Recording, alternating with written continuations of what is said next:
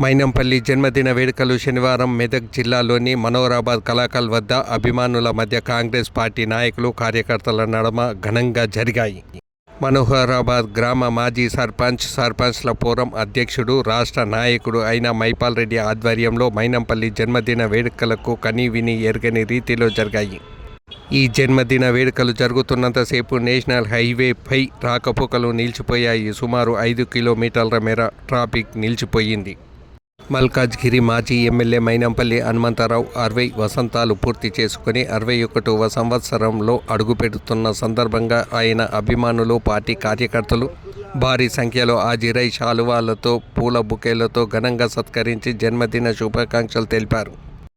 కాగా ఈ వేడుకలను అన్నకు తగ్గ తమ్ముడు పాత్రలో మైపాల్ రెడ్డి తన గడ్డపై ఎన్నడూ లేని విధంగా బంజారా మహిళల నృత్యాలు, మహిళల బోనాలు, కోలాటాలు, సిక్కు సర్దార్ల తల్వార్, డప్పు కళాకారుల నృత్యాలతో మనోహరాబాద్ జనసందోహంతో నిండిపోయింది.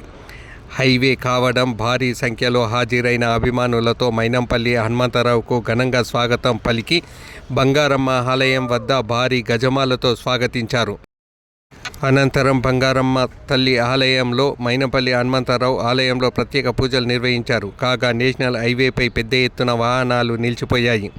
ఘటనా స్థలానికి చేరుకున్న Toopran CI Rangakrishna, Manoharabad SI Subhash Goud traffic నియంత్రణ చర్యలు చేపట్టారు. ఈ కార్యక్రమంలో జిల్లా అధ్యక్షుడు ఆంజనేయులు గౌడ్ పాల్గొన్నారు.